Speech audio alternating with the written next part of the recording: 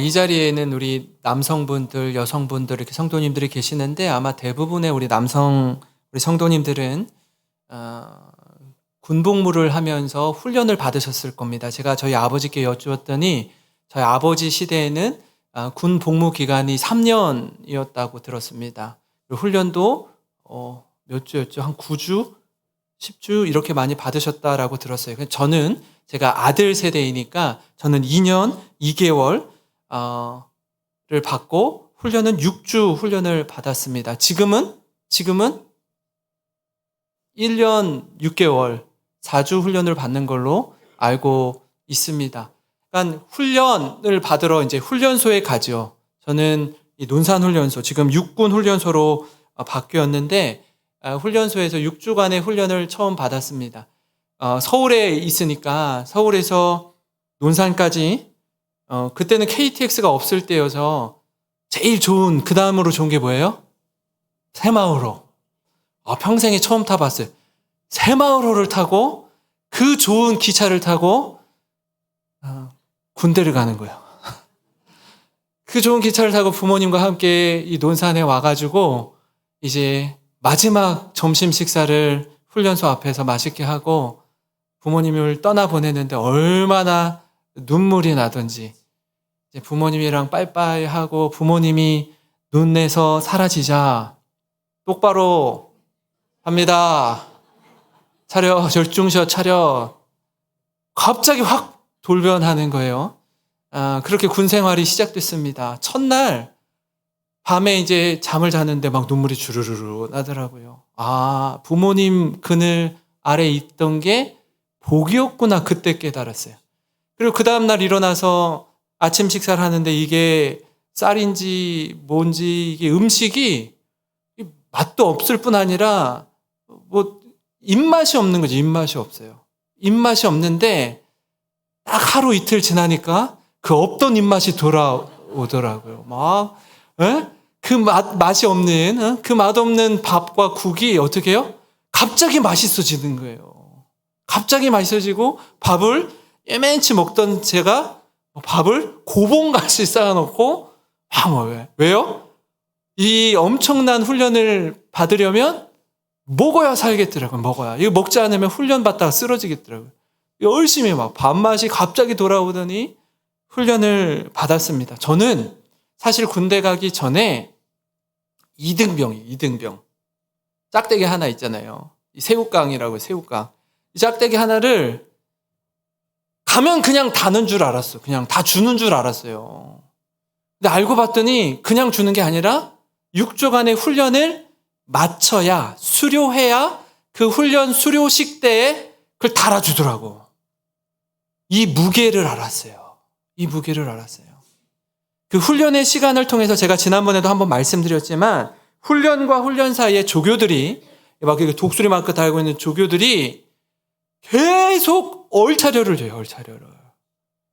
너무 힘들어요. 훈련도 힘든데 훈련과 훈련 사이에 받는 얼차려는 정말 화가 날 정도로 힘들더라고요. 잠도 잘 안 재우고 계속 굴리고 왜 이렇게 하나 그랬어요. 막 삭신이 쑤시고 일어나는 시간이 너무 힘들어요. 그 일어나는 그 군대 소리 있잖아요. 빵빵 빵빵빵 빵빵빵 빠라빵빵빵. 너무 일어나기가 싫은 거예요. 너무 일어나기 싫어요. 근데 그 훈련을 잘 받고 나서 이제 이등병이 되고 군 복무를 할 수 있었습니다.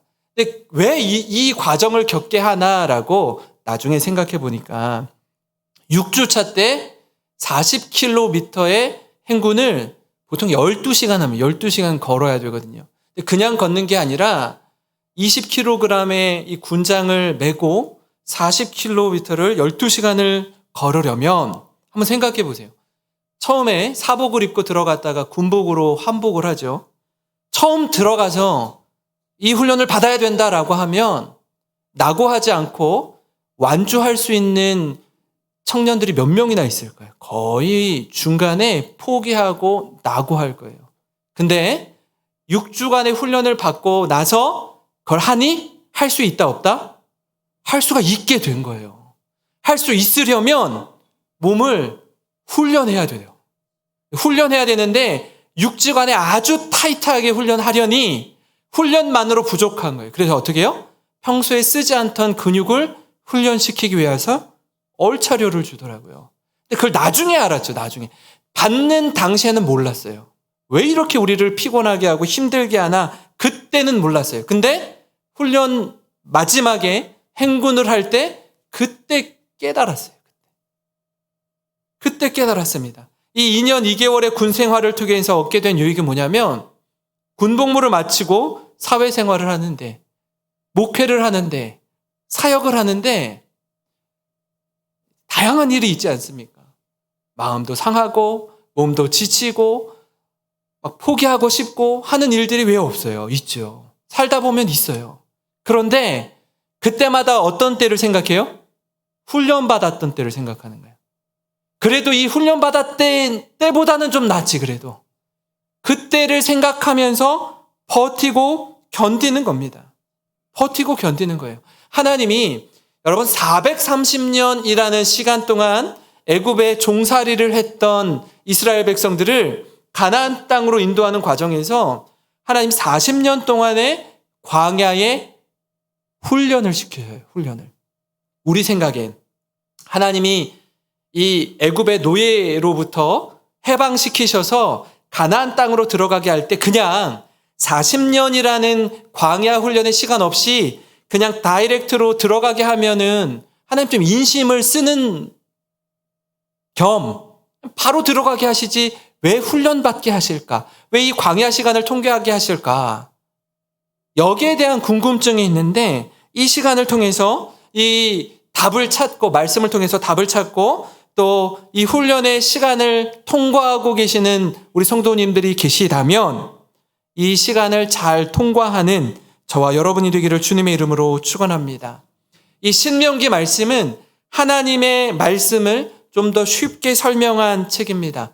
모세가 80세 때 하나님의 부르심을 받고 120세까지 이스라엘 백성을 광야로 인도하는 여정 속에서 120세가 되고 살 날이 얼마 남지 않았어요. 자신은 하나님이 가나안 땅에 너는 못 들어간다라고 말씀하셔요. 40년의 광야 훈련을 회고하고 너희들이 가나안 땅에 들어갈 때 어떻게 살아야 되는지 거기에 핵심 메시지를 담고 있는 말씀이 신명기입니다. 뿐만 아니라 오늘을 사는 우리에게도 도전을 주는 말씀이기도 합니다. 왜냐하면 여러분 인생의 마지막에 전하는 메시지 그거는 가장 소중한 메시지인 거예요. 생각해 보세요. 여기 연로하신 분들 많이 계셔요. 정신이 혼미해지기 전에 어떤 분은요, 내가 살 날이 이제 얼마 남지 않았구나라고 직감을 하시고 자녀들을 다 부를 때가 있어요. 자녀들을 다 불러요. 그리고 어떻게 해요? 마지막 메시지를 미리 전해주는 거예요. 미리 전해줍니다.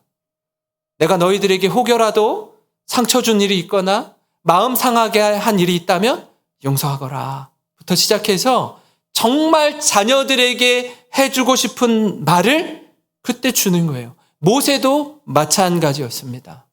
내가 여러분들과 함께 40년의 광야를 통과했는데 정말 꼭 들려주고 싶은 메시지가 있습니다. 이것 꼭 기억하고 붙잡으십시오라고 하면서 모세가 주는 마지막 말씀입니다. 여러분 가나안 땅에 들어가기 전 준비시키는 그 첫 번째 메시지는 뭐냐면요. 이스라엘 백성들에게 하나님은 말씀 훈련을 시킨다라는 거예요. 말씀 훈련을. 말씀 훈련은 신명기 전체에 흐르는 가장 중요한 주제이기도 합니다. 쉽게 말하면 이런 거예요. 하나님의 말씀에 순종하면 살고 불순종하면 죽는다. 이 말씀을 처음부터 끝까지 무한 반복해서 이야기해요. 아니, 알았다고요, 하나님. 말씀에 순종하면 복, 불순종하면 화. 이거 안다고요. 근데 처음부터 끝까지 계속해서 반복해요. 반복은 뭐다? 중요하다라는 거예요. 중요하다라는 거예요. 우리는 하나님 말씀을 받을 때 하나님 이거 알겠는데요. 하나님 말씀인 거 알겠는데요. 그런데 꼭 그런데 그러나를 붙여요. 그러니까 말 끝에 뭐예요? 하나님 알겠습니다. 이렇게 하겠습니다가 아니라 알겠습니다. 그런데 저는 이렇게 하는 게 더 좋을 것 같은데요. 하나님 말씀대로 하면 내가 손해보고 망하고 관계도 어려움이 있고 힘들 것 같고 제 생각대로 제 계획대로 제가 원하는 대로 하면 더 유익하고 잘 살고 잘 먹고 행복할 것 같은데요를 꼭 붙이는 거예요. 그렇게 살다가 어떻게 돼요? 계산하고 따지다가 이상하게 더 큰 어려움을 겪는 겁니다. 그래서 모세가 계속 알기 쉽고 분명하게 무한 반복해서 전하는 메시지가 바로 이건데요. 8장 1절입니다. 내가 오늘 명하는 모든 명령을 너희는 지켜 행하라. 그리하면 너희가 살고 번성하고 여호와께서 너희의 조상들에게 맹세하신 땅에 들어가서 그것을 차지하리라. 우리가 죽고 사는 원리는 어디 있습니까? 하나님 말씀이 있습니다. 말씀을 지켜 행하면 우리가 살고 번성하게 된대요. 근데 굉장히 쉽고 너무나 쉬운 것이지만 우리의 생각이 쌓이고 경험치가 쌓이고 우리 머리가 점점 커지면서 자꾸 하나님과 거래를 하려고 해요. 협상을 하려고 합니다. 하나님 내가 이만큼 하면 하나님이 이만큼 들어주셔야 돼요. 내가 하나님 이만큼 투자하면 하나님 이렇게 보상해 주셔야 돼요. 헌금도 그런 의미로 하시는 분들이 있어요. 하나님 제가 하나 드렸으면 하나님 저한테 10개 주셔야 돼요. 기브 앤 테이크로 신앙생활을 하는 분들이 있습니다. 여러분 여기서부터 문제가 시작돼요. 왜 이렇게 하죠? 왜 하나님 말씀이 분명히 선명하게 아주 쉽게 명확하게 우리에게 가르쳐 주시고 전해 주시는데 왜 그러나를 붙이죠? 그 내면을 깊이 들여다보면 결국엔 그거예요. 하나님 말씀에 순종하고 싶지 않은 겁니다. 내 생각에는 말씀에 순종하는 것보다 내 경험과 인맥과 지식을 기초로 이렇게 저렇게 살면 훨씬 더 잘 살 수 있을 거라고 확신하기 때문에 말씀이 귀에 들어오지 않아요. 그러나 모세는 그렇지 않다라고 말씀하고 있습니다. 말씀이 우리를 살리고 말씀이 생명임을 처음부터 끝까지 계속 반복하며 가르쳐 줍니다. 어느 정도까지요? 귀에 딱지가 생길 정도까지. 왜 이토록 반복한다고요? 그만큼 하나님 말씀이 중요하기 때문에 그래요. 우리는 알고 있습니다. 저들이 광야 40년 동안 얼마나 하나님 말씀에 불순종했는지. 40년 동안 어떤 일이 벌어지죠? 출애굽 1세대. 출애굽 1세대는 어떤 세대예요? 애굽에서 430년 동안 종살이 하던 세대. 거기에서 출애굽해서 나온 세대는 광야 40년 동안 다 광야에서 죽어요. 그럼 지금 모세의 메시지를 듣고 있는 신명기 말씀을 듣고 있는 세대는 어떤 세대예요? 출애굽 2세대. 이 세대는 어떤 세대예요? 광야에서 태어난 세대. 광야에서 태어난 세대가 가나안 땅으로 들어가는 거예요. 40년 동안 어떤 일이 벌어진다고요? 출애굽 1세대가 광야에서 다 죽어요. 왜요? 불순종해서. 불순종해서 죽어요. 오늘 말씀 3절을 보시면요. 왜 이 광야 훈련을 시키신다고요? 너를 낮추시며 너를 줄이게 하시며 또 너도 알지 못하며 내 조상들도 알지 못하던 만나를 내게 먹이신 것은 사람이 떡으로만 사는 것이 아니요 여호와의 입에서 나오는 모든 말씀으로 사는 줄을 내가 알게 하려 하심이니라. 광야 40년을 지나면서 하나님 이스라엘의 마음을 낮추시는 훈련부터 하세요. 마음을 낮추셔요. 배고프게 하십니다. 힘든 시간을 통과하게 하셔요. 훈련을 받으면, 제가 아까 그랬잖아요. 밥맛이 있었다고요, 없었다고요, 군대 가서? 처음에는 없었어요. 먹기가 싫더라고요. 맛도 없어요. 부모님이 해주신 밥이 훨씬 맛있어요. 그런데 어떻게 해요? 그 맛없던 밥이 맛있게 느껴지는 상황이 어떻게 벌어져요? 하루만 구르면 벌어져요. 하루만 떼굴떼굴 구르면 갑자기 이 밥이 꿀맛으로 변해요. 광야 40년을 통해서 하나님이 뭘 가르쳐 주셔요? 떡으로만 사는 게 아니요, 말씀으로. 낮추시는 훈련을 하십니다. 이게 훈련의 핵심이라는 거예요. 하나님의 말씀만을 의지하고 순종하는 법을 가르쳐 주는 겁니다. 여러분, 만나가 무엇이죠? 가나안 땅에 들어가서 가나안 땅의 소산을 먹기 전날까지 내린 게 만나예요. 가나안 땅에서 농사를 지어서 농사의 첫 열매를 먹기 전날까지 내려주신 게 만나예요. 하나님이 매일매일 내려주시죠. 일용할 양식을 주셔요. 먹을 것이 없어서 하나님께 부르짖을 때에 만나와 메추라기로 저들을 먹이셨습니다. 아침엔 만나, 저녁엔 메추라기. 무사히 통과하게 하셔요. 굶주리는 자가 없도록 하십니다. 그러나 원칙이 있어요. 원칙. 어떤 원칙이죠?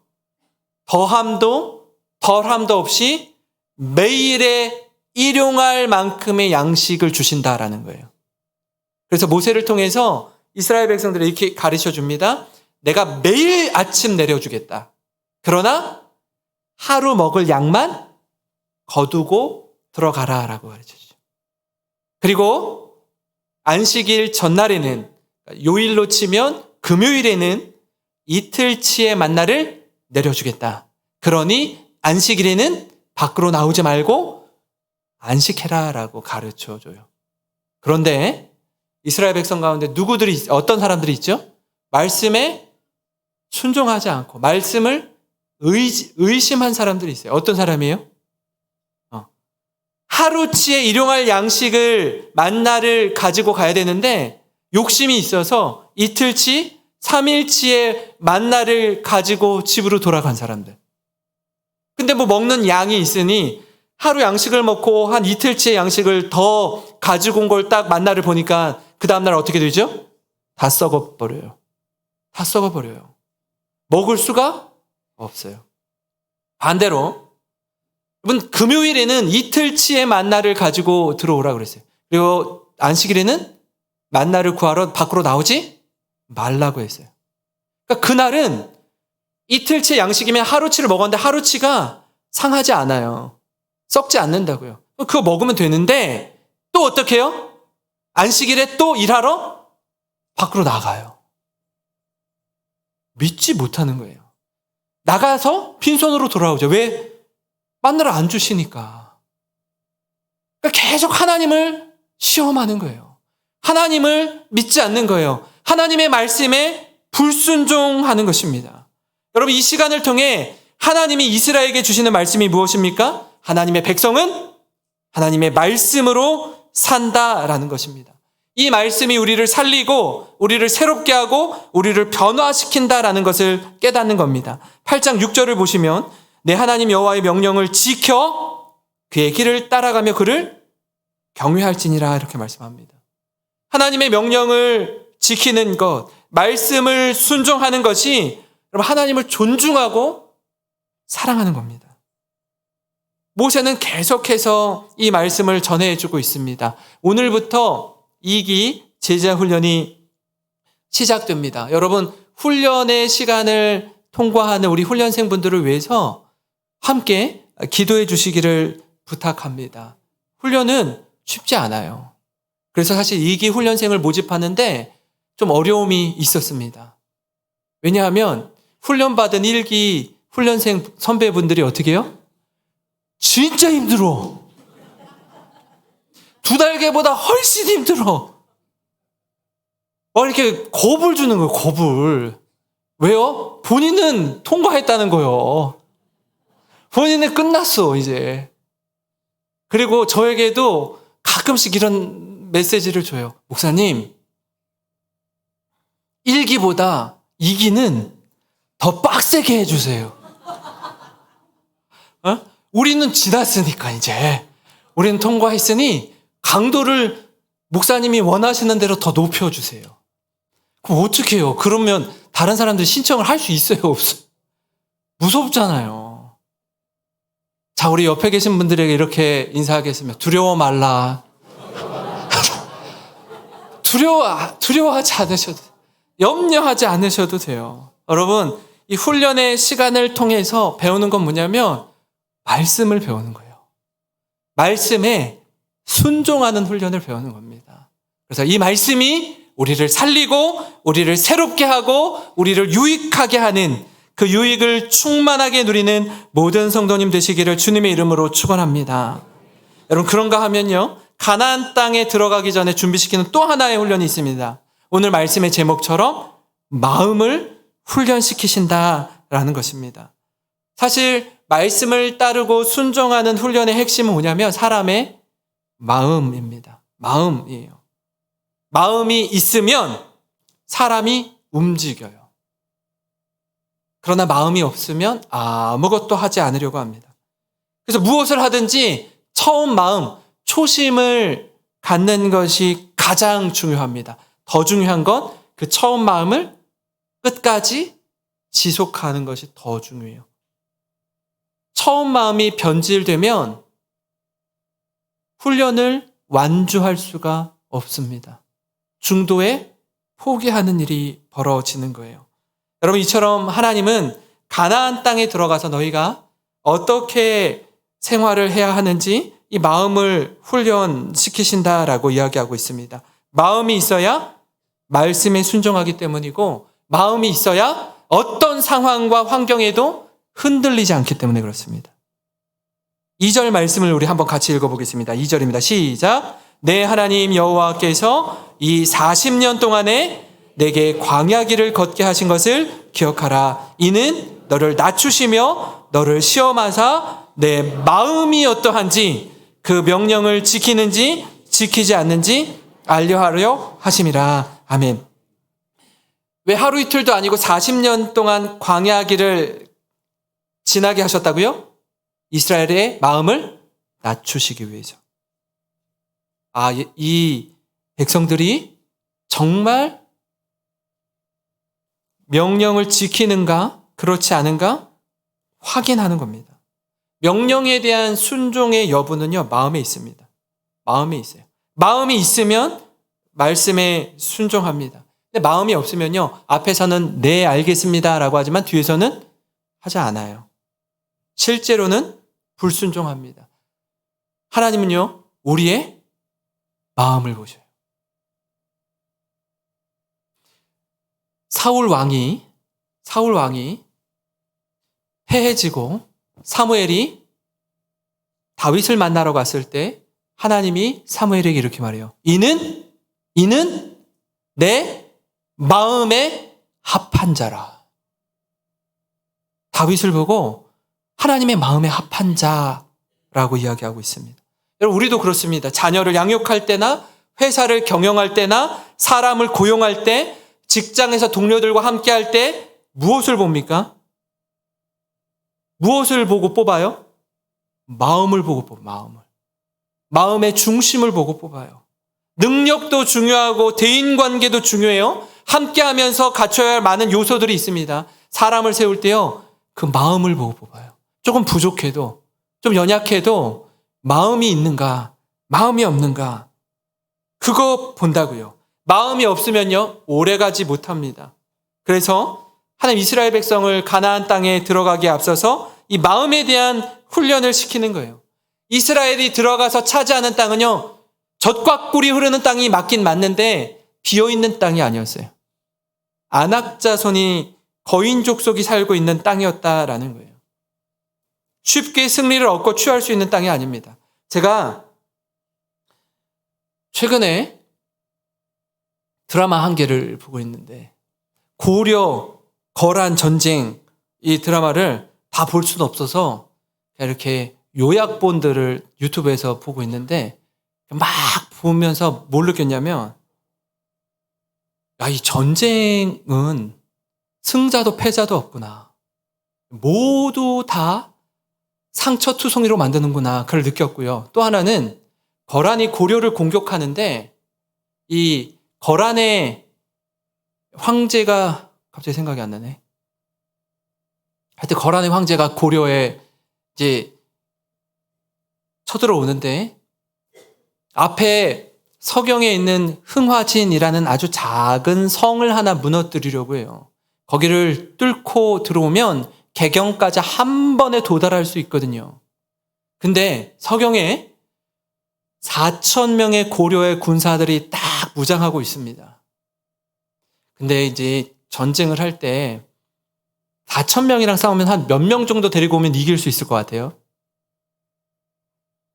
성을 무너뜨리기 위해서 공성전을 한다라고 하는데요. 성을 공격해서 무너뜨리는 걸 공성전이라고 하는데 거란의 황제가 40만을 데리고 옵니다. 100배를 데리고 와요. 100배. 1당 100으로 싸워야 되는 거예요. 그럼 누가 이길까요? 이론상으로 거란이 그냥 메뚜기 떼처럼 그냥 슥 쓸고 가면 이기는 게임 아닙니까? 그런 전쟁이에요. 근데 놀랍게도 4천의 군사로 40만 명을 버티고 견디고 승리를 합니다. 깜짝 놀랐어요. 깜짝 놀랐어요. 그만큼 성을 무너뜨리는 게 쉽지 않다라는 거예요. 쉽지 않다라는 거예요. 이스라엘 백성들이 성을 무너뜨리면서 들어가는 거예요. 가나안 땅의 첫 번째 맞이한 성이 뭐예요? 뭐예요? 여리고성이에요. 아주 큰 성이에요. 흥화진처럼 작은 성이 아니에요. 근데 이 이기고 지는 승패의 원리가 어디에 있었죠? 말씀에 있었어요. 하나님 말씀에 순종하면 승리하는 겁니다. 그런데 아주 작은 아이성이라고 할지라도 말씀에 불순종하면 지는 거예요. 지는 거예요. 승리하느냐 패배하느냐의 원리가 어디 있다고요? 말씀에 있습니다. 말씀에 있어요. 그러니까 이 가나안 정복 전쟁은 하나님이 함께하는 전쟁이라는 사실입니다. 저들의 전술과 전략으로 승리하는 전쟁이 아니라 말씀에 순종하느냐 그렇지 않느냐로 승리하는 전쟁이라는 것입니다. 그렇기 때문에 말씀 훈련과 함께 우리의 마음을 훈련시키십니다. 저는 고려의 현종이라는 왕이 참 이렇게 마음으로 뿌듯했겠다 하는 생각이 들더라고요. 정말 멋진 장군들이 많이 있었어요. 목숨을 걸고 생명을 내어 걸고 고려를 지키고자 했던 너무나 멋진 장군들이 여럿 있었다라는 겁니다. 그 장군들의 마음이 어떤 상황이나 환경에도 흔들리질 않더라고요. 죽으면 죽었지. 거란의 황제가 가장 많이 요구하는 게 뭐냐면 언제든지 항복하면 최고의 대우로 너희가 나의 백성이 되게 해주겠다. 좋은 자리를 물려주겠다. 언제라도 돌이켜라. 생명을 살려주는 것뿐 아니라 최고의 거란의 황제를 위해서 싸우는 용감한 장군으로 세워주겠다. 이게 딜을 하는 거예요. 돌아서라. 살려주겠다. 근데 거기서 어떻게 해요? 마음이 흔들리지 않아요. 마음이 꺾이지 않아요. 끝까지 고려를 위해서 싸우다가 장렬히 전사하는 장군들이 고려에 있었다라는 사실입니다. 사랑하는 성도 여러분, 우리에게도 하나님의 말씀이라면 생명을 걸고 그 말씀에 순종하는 저와 여러분이 되기를 간절히 소망합니다. 하나님은요, 이 모세를 통해서 하나님과 우리와의 관계를 아버지와 아들의 관계로 이야기합니다. 8장 5절인데요. 한번 같이 읽겠습니다. 시작. 너는 사람이 그 아들을 징계함 같이 내 하나님 여호와께서 너를 징계하시는 줄 마음에 생각하고. 하나님이 우리를 징계할 때 어떻게 해요? 아버지와 아들과의 관계로 이야기하고 있습니다. 제가 세번역 성경을 보니까 징계를 훈련이라는 단어로 표현하고 있더라고요. 다시 한번 읽겠습니다. 8장 5절입니다. 시작. 당신들은 사람이 자기 자녀를 훈련시키듯이 주 당신들의 하나님도 당신들을 훈련시키신다는 것을 마음속에 새겨 두십시오. 아멘. 하나님 우리를요 훈련시키셔요. 훈련을 통해 가나안 땅을 정복하게 하십니다. 40년 동안 훈련시키셨습니다. 오늘을 사는 우리도 마찬가지예요. 하나님 말씀으로 훈련시키셔요.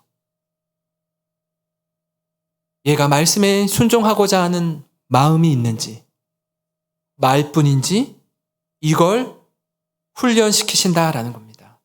여러분 우리의 온 마음을 주님께 드리기를 소망합니다. 일주일 후에 새 은혜 집회가 있습니다. 그죠? 작년에도 요맘때 우리 인천 제2교회 이건영 목사님이 오셔서 새 은혜 집회를 했습니다. 그때 올해의 새 은혜 집회 주제는 하나님을 기대하라. 작년에 새 은혜 집회 주제는 모르겠다. 그죠? 생각이 안 나요. 목사님 지난주 설교도 생각이 안 나는데 1년 전 생각이 납니까? 하나님께는 전심으로, 사람에게는 진심으로. 기억나세요? 하나님께는 전심으로, 사람에게는 진심으로. 마음이 마음. 그 마음이에요.